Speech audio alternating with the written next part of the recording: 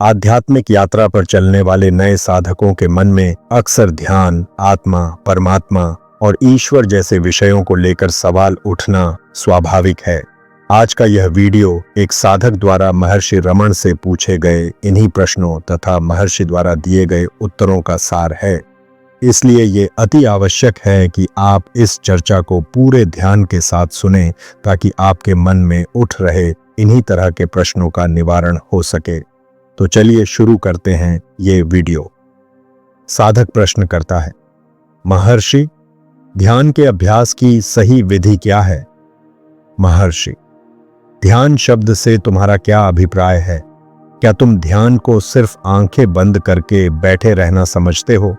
ध्यान वास्तव में स्वयं को आत्मा में स्थित करना है, फिर चाहे आंखें बंद हो या खुली।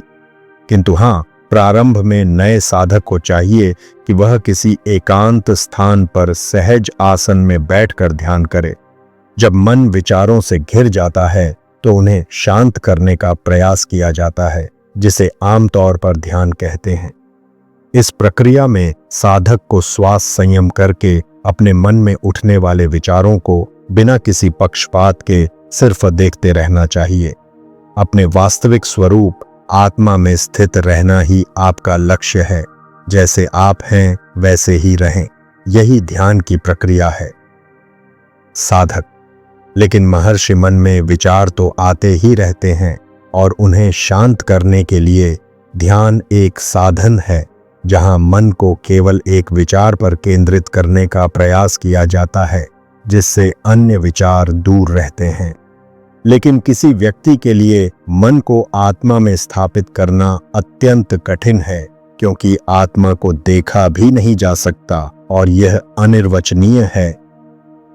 महर्षि, आप ध्यान करना ही क्यों चाहते हैं? चूंकि आप ध्यान करना चाहते हैं, इसलिए आपको आत्मा में स्थित होने का अभ्यास बताया जाता है। बिना किसी प्रयास के अपने स्वाभाविक स्वरूप में क्यों नहीं रहते? साधक, मन का आत्मा में स्थित होने क्या मतलब है? महर्षि, जब सभी विचार शांत हो जाते हैं तब सिर्फ मूल विचार, मैं का विचार शेष रह जाता है। जब इस मैं विचार का विलय भी हो जाता है तब मन आत्मा में स्थित हो जाता है।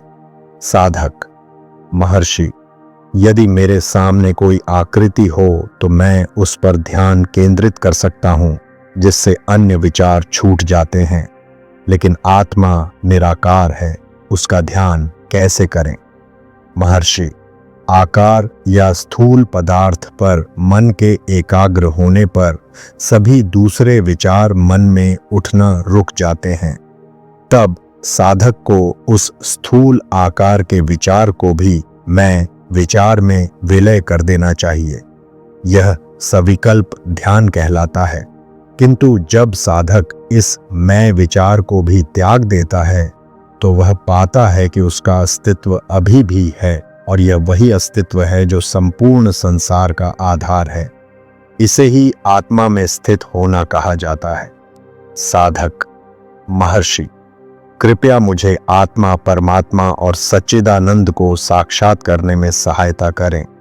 महर्षि, आत्मा, परमात्मा और सच्चिदानंद, ये शब्द सुनने में ऐसा प्रतीत होता है कि वे अलग अलग वस्तुओं को संबोधित करते हैं।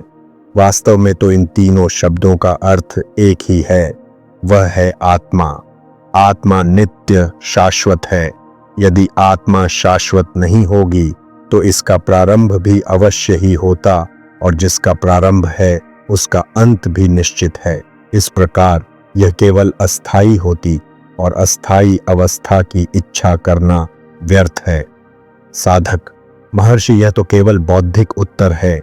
मैं केवल बौद्धिक उत्तर नहीं चाहता, मैं उन्हें व्यवहार में लाना चाहता हूँ, जीवन में जीना चाहता हूँ।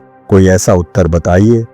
महर्षि, प्रत्यक्ष ज्ञान में बौद्धिक चर्चा की आवश्यकता नहीं है, क्योंकि आत्मा का प्रत्यक्ष अनुभव है, इसलिए उसकी कोई आवश्यकता नहीं। साधक, महर्षि, ध्यान जागृत अवस्था में मन में होता है, मन नींद में भी होता है, तो फिर स्वप्न में ध्यान क्यों नहीं होता? यह कैसे संभव है? महर्षि, यह प्रश्न अपने स्वप्न में ही पूछो। अभी तुम्हें ध्यान करने का निर्देश दिया गया था, उसे करने की बजाय तुम यह पूछते हो कि स्वप्न अथवा सुषुप्ति में ध्यान क्यों नहीं होता। यदि तुम यह जान लो कि जागृति किसको है, तो यह स्पष्ट होगा कि स्वप्न तथा सुषुप्ति भी उसी के लिए हैं। तुम जागृति, स्वप्न तथा सुषुप्ति के साक्षी हो। वास्तव में ये एक अवस्थाएं हैं। साधक, महर्षि, कार्य करने से अलग ध्यान के लिए समय नहीं मिलता। क्या मैं हूं को सदैव स्मरण रखकर कार्य करते हुए भी उसकी अनुभूति करते रहना पर्याप्त होगा। महर्षि, मन से सशक्त होने पर यह भावना सदैव बनी रहेगी। बार बार का अभ्यास मन को दृढ़ बनाता है और ऐसा मन धारा को ग्रहण किए रहने में समर्थ होता है। उस अवस्था में आप काम में व्यस्त हों या न हों, धारा बिना किसी बाधा के बहती रहती है। साधक, तो महर्षि, क्या अलग से ध्यान करने की कोई आवश्यकता नहीं है? महर्षि, आत्मा ही तुम्हारा सच्चा स्वरूप है। चूंकि दूसरे विचारों से तुम्हारा मन विचलित हो जाता है, इसलिए तुम अपने वास्तविक रूप को भूल जाते हो। जब ये दूसरे विचार नष्ट हो जाते हैं, अर्थात मन जब विचार शून्य अवस्था में पहुंच जाता है, जहां कोई विचार नहीं रहता, तब आप अपने निज स्वरूप को प्राप्त कर लेते हैं। ध्यान करने का एकमात्र लक्ष्य है अन्य विचारों को मन पर प्रभाव डालने से रोकना। साधक, जब मैं ध्यान करने का प्रयास करता हूं तो अन्य विचार और भी अधिक वेग तथा शक्ति के साथ उदय होते हैं। क्या ऐसा होना स्वाभाविक है? महर्षि, हाँ, यह स्वाभाविक है। फिर भी जब तक आप उन्हें स्वयं से अलग मानते हैं, उनकी उपेक्षा करनी चाहिए। इसके विपरीत यदि आप उन्हें आत्मा मानते हैं तो कुछ भी कहने की आवश्यकता नहीं, क्योंकि जो कुछ है सब ब्रह्म ही है। ब्रह्म के अतिरिक्त कुछ भी नहीं है। साधक, ध्यान करते हुए कभी कभी मेरे सिर में दर्द होने लगता है, इसका क्या उपाय करें? महर्षि, यदि तुम ध्यान करने वाले को और ध्यान को एक जान लोगे तो न सिर में दर्द होगा और न इस प्रकार का अन्य कोई कष्ट होगा। साधक, महर्षि, ध्यान करने वाला और ध्यान तो दो अलग अलग बातें हैं। फिर भला ध्यान करने वाले को और ध्यान को हम एक कैसे जानें? महर्षि, यह तुम्हारे दृष्टिकोण के कारण है। जो तुम ध्यान करने वाले और ध्यान को अलग अलग सत्ताएं मान रहे हो, वास्तव में सत्ता तो केवल एक ही है और उसमें कोई भेद नहीं है। ध्यान से सापेक्ष ज्ञान नष्ट हो जाता है।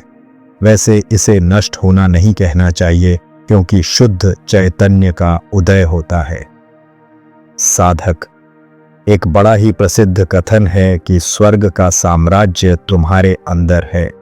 इसका क्या मतलब समझना चाहिए?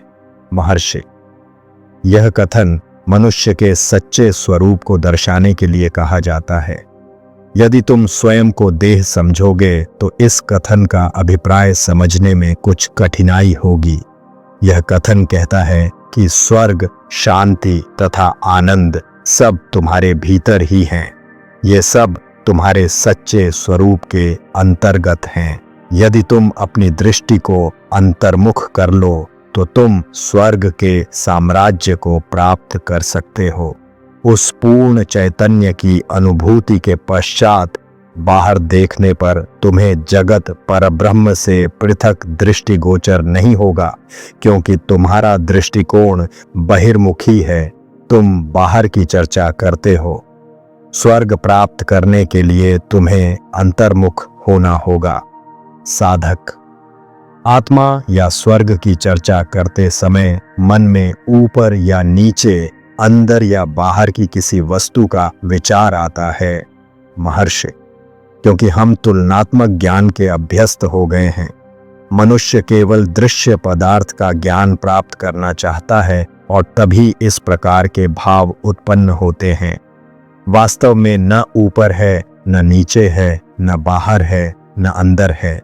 यदि वे सत्य होते तो स्वप्न रहित सुषुप्ति में भी रहते, क्योंकि जो सत्य है वह अवश्य ही अखंड एवं स्थायी होगा। क्या तुम्हें सुषुप्ति में अंदर या बाहर का भान था? साधक: महर्षि, मुझे याद नहीं है कि मुझे भान था भी या नहीं, मुझे सिर्फ मेरे होने का भान था। महर्षि: परंतु तुम उस समय अपने अस्तित्व को स्वीकार करते हो।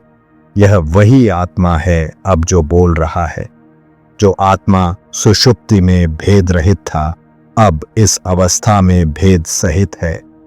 वास्तव में सत्ता केवल एक है, जिसमें दृश्य पदार्थ का ज्ञान नहीं। यही परम शांति की अवस्था है। इस अवस्था को जागृत अवस्था में भी लाना परम आवश्यक है। साधक: हाँ, परंतु पुनर्जन्म क्या है? क्या अहंकार वही रहता है और जब नवीन देह उत्पन्न होती है तो इसे धारण कर लेती है? महर्षि: अहंकार में परिवर्तन नहीं, खोजने तथा प्राप्त करने में। मान लो कि तुम लंदन जाओ। यह तुम कैसे कहते हो, कैसे करते हो? तुम एक वाहन लेकर बंदरगाह तक जाते हो तथा नाव पर सवार होकर कुछ दिनों में लंदन पहुंच जाते हो। क्या हुआ है? वाहन चलता गया, किंतु तुम्हारा शरीर नहीं चला। तथापि तुम कहते हो कि तुम भूमंडल के एक भाग से दूसरे भाग तक यात्रा करके आए हो। वाहनों का चलना तुम्हारे शरीर पर अध्यारोपण है। उदाहरण के लिए स्वप्न में क्या होता है? क्या तुम स्वप्न में जाते हो या वही तुम्हारे अंदर घटित होता है? बाद की स्थिति सही है, तुम्हारे अंदर वह घटित होता है। पुनर्जन्म के साथ भी ऐसा ही है, वह अहंकार में घटित होता है। अहंकार बिना परिवर्तन के सदैव रहता है।